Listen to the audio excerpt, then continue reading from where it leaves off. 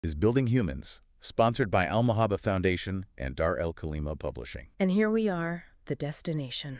It really feels like we've run a marathon, doesn't it? Mm-hmm. This is it, the grand finale, episode 16 of our deep dive into Maria Montessori's Education and Peace. Mm-hmm. And, looking back at the road we've traveled, Mm-hmm. we haven't exactly kept it light. No, we certainly haven't. I mean, we've treated war not as a political event, but as a disease of the human spirit. We've dissected history, stared into the atomic age, and wrestled with this massive concept of the single nation.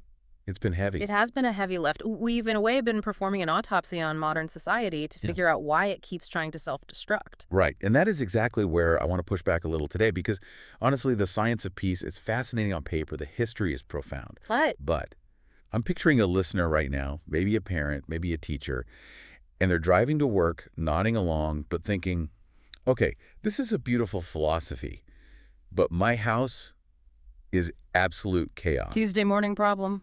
Exactly. The alarm goes off, the kids are screaming, we're late, I can't find my keys.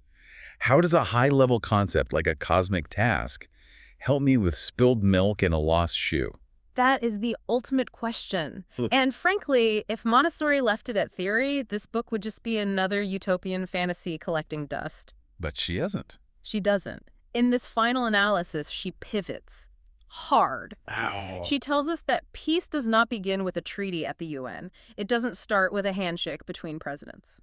So where does it begin? It begins at the dinner table. The dinner table. That seems small. Almost suspiciously simple. It seems small, but it's foundational. Specifically, she says it starts with a single slice of bread, and this is where we introduce the central metaphor of our finale, the cosmic baker. The cosmic baker. It sounds a bit like a superhero, I have to admit. So, what is the mission for today, for this final deep dive? The mission is to take all those abstract concepts, supernature, moral schizophrenia, and synthesize them, turn them into an actionable blueprint for building what she calls the new man. A human who can actually live in this world without burning it down. Exactly. And yes, it all starts with how we look at a piece of bread. Okay, you have to help me bridge this gap. How do we get from a slice of toast to world peace? It's about changing the lens. We need to teach the child, and let's be honest, reteach ourselves, to see what Montessori calls the hidden human effort. The hidden human effort. Think about it. When a child sits down for lunch and holds a piece of bread, what do they see? They see lunch. They see food, something they probably feel entitled to because, well, they're hungry. Exactly. They see the object. But Montessori asks us to look through the object to see the story. She paints this incredible image of the baker. Right. She says, consider him. While the world sleeps, warm in their beds, he's awake. He's standing before a scorching hot oven, working through the night. It's a brutal job. It is. And here's the crucial question. Does he do this because he loves you? Does he know your child's name? No, of course not. He's running a business. It's commerce. Right. His conscious motive might be profit. But look at the result. The result is that you have food. The result is an act of service that sustains your life. He's performing a cosmic task, serving a stranger. So even if his intent is self-interested, the outcome is communal. The outcome is universal love. It's a web of connection. But she doesn't stop there. She takes us down into the dark. She takes us to the minor. I remember this passage. It felt so much heavier, almost claustrophobic. It's incredibly dramatic. She describes him descending into the bowels of the earth, leaving the sunlight, the air. He basically buries himself alive every day. Facing the risk of explosion, collapse. Constant risk. And again, he isn't doing it because he personally wants to keep my living room warm. He's doing it for a paycheck. But without him, we freeze. He's digging coal for people he will never meet, to warm homes he will never enter. Montessori calls this unknown sacrifice. She argues that our society is held together not by money or treaties, but by this cosmic charity. Cosmic charity. That's a powerful way to frame it. It's not about me giving $5. It's built into the system of labor itself. Precisely. It changes everything, doesn't it? When you realize your comfort depends on the silent, dangerous labor of thousands of invisible workers, you can't help but feel a sense of debt. Okay, so practically speaking, how do I teach this? I can't just lecture my 6-year-old on socioeconomics. Oh, you don't lecture. You cultivate gratitude to the unknown. Gratitude to the unknown. That's the root of the science of peace. At the dinner table, you don't just say grace to God, you acknowledge the web of humanity. You talk about the farmer, The truck driver, the baker, the miner. You make the invisible visible. Yes, because if a child grows up understanding that their life is supported by the sacrifice of foreigners, of strangers, they can't grow up to hate those people. You don't bomb the people who feed you. That really shifts the whole perspective. But let's zoom out. Why is this shift so urgent now? Why can't we just keep going as we are? Because the way we are going is leading us straight off a cliff. And this brings us back to the diagnosis we discussed earlier in the series. Moral schizophrenia. Yes. The idea that humanity is split in two. Montessori argues we're severely imbalanced. On one hand, you have this giant intellect, science, technology, supernature. We're technological gods. But on the other hand, our moral character is a dwarf. Our ability to love, to empathize, it hasn't evolved since the Stone Age. We're supermen with the hearts of cavemen. And that is a lethal combination. A caveman with a club is one thing. A caveman with nuclear codes is another. And this is what traditional education has failed to fix. In fact, she argues it actually creates mutilated men. Mutilated men. What a graphic term. It is. She means our education system slices people in half. The universities produce men without hands. Intellectuals who can think and debate but can't act. They're just heads floating around. And the other side of that coin. The factories and vocational schools produce men without heads. Workers who are expected to labor without thinking or understanding the bigger picture. So we end up with a society of fragmented people. Just brains or just hands. Never a whole human. And a fragmented person creates a fragmented society. The whole point of the Building Humans blueprint is to create a whole man. Someone who can navigate supernature with both their hands and their heart. She uses that other metaphor here that I found so terrifying, the palace on a volcano. Yes. Imagine civilization is a magnificent palace. It's filled with all the treasures of humanity, art, science, technology. It's everything we've built. But the people living inside, humanity, if they're uneducated and savage, they won't value it. They might burn down the library just to keep warm. They burn the whole palace down, and that's war.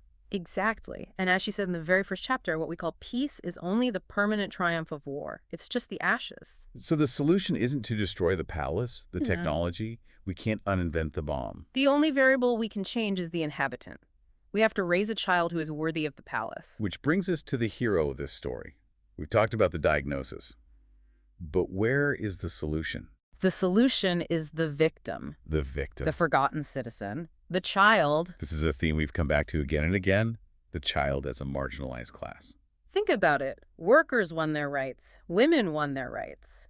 But the child remains disenfranchised. They live in a world of giants, a world not built for them, rushed by schedules they don't understand. Yet she doesn't see them as helpless. She calls the child the spiritual embryo. Yes. They aren't an empty vessel you pour facts into. They have an internal blueprint. And here, we get to what I think is the spiritual climax of the whole series. Montessori, quoting Emerson, calls the child Messiah. That's a massive title. I can see some people bristling at that. What does she mean? She's not starting a cult. She means the child is the mechanism of renewal for humanity. Every baby is a reset button. A fresh start. A child doesn't know race, or class, or borders. They don't know hate. They are the single nation by default. They are the teacher of love. And this is the great reversal. We think, I am the adult. I must teach this child. Montessori says, no, you are the fallen one, corrupted by prejudice. You need to look at the child and learn from them how to love. That's incredibly humbling. It's saying they're not just here for us to raise, they're here to redeem us. Precisely, if we let them. Okay, if we let them. Yeah. That's the big catch. So let's get back to Tuesday morning. We have the philosophy, we have the motivation. What is the plan? What do I actually do? Well, politically, she proposes something radical, the party of the child. A political party. Like I go to the voting booth and... Not in the traditional sense. But think about it. Political parties divide us. Left, right, capitalist, socialist. But the party of the child is the only movement that can unite the entire world. Why? Because everyone loves their kids. It's the one thing everyone has in common. Exactly. It's the one common ground. If we governed with the child as our absolute priority, most of our conflicts would just dissolve. That's a beautiful idea. But most of us are running households not for office. How do we join this party at home? You start by signing a peace treaty in your living room. You stop the unconscious war. The war against the child. What does that look like in practice? It looks like control. And this requires a resignation. You, the parent, must resign from your position as the dictator. Ouch. I think a lot of us feel like we have to be benevolent dictators, to keep them safe. It's hard to hear, but we try to shape the child like clay. But a child isn't clay. They're a seed. You can't force a seed to grow by pulling on it. You become the servant who removes obstacles, not the dictator who issues commands. And that leads to the motto, teach me to do it myself. That is the core of the peace treaty. Peace comes from independence. A child who needs help to put on their shoes is a dependent. Dependents are full of resentment. A child who can do it themselves is free, and free people are peaceful people. And we often mistake doing things for them as love. I'll tie your shoes because it's faster. I'll make your bed because you're messy. We think it's love, but it's often just efficiency for us, or it keeps them dependent on us, which makes us feel needed. But remember the cosmic task. Remember the buried diamond. The idea that children actually love work, which honestly still sounds suspicious when I look at my kid's messy room. They love meaningful work. Give a child a real broom, a real piece of dough to knead, a real task that contributes to the household, and watch them. They focus. They feel useful. So the cosmic baker in the house isn't just a metaphor for gratitude. It's literal. Let the child bake. Let them work. Let them participate in the cosmic task of the home. When a child sets the table, they aren't just doing a chore. They are serving their community. They are becoming the baker. They are learning. They have value because of what they contribute. That is how you build a citizen. It's amazing how it all ties together. The high-level philosophy about the single nation boils down to let your kid butter their own toast and help them appreciate where it came from. It sounds simple, but it is profound. It's the difference between raising a consumer and raising a creator. A consumer feels entitled. A creator feels gratitude and responsibility. Creators don't start wars. So, as we wrap up this entire series, this 16-episode journey, what's the final word? The one takeaway? The final word is that peace is not a dream, it's a construction project. It requires a science of peace just as rigorous as the science of war. And we've spent centuries perfecting the science of war. We treat war as a serious scientific endeavor. We've treated peace like a nice feeling. We need to apply that same rigor to the formation of the human spirit. The child is the builder of the man. If the builder is neglected, the building society will collapse. It's a heavy responsibility, but it's also incredibly hopeful. It puts the power back in our homes. It does. We aren't waiting for a savior to come fix the UN. The savior is already in the nursery. So to everyone listening, look into the eyes of your child tonight. Try to see the builder of man. See the child Messiah, the hope for the single nation. And remember, you are not their boss. You are their guide. If you want the full blueprint, and we have only scratched the surface, you need to read the source. The book is Education and Peace, and you can find it through Dar el-Khalima Publishing. It's not just a book on education. It's a manual for survival. It might be the most important work you ever read. Thank you so much for walking us through this, and thank you to our listeners for taking this deep dive with us. Remember the mission. Love for all, service for everyone. See you next time.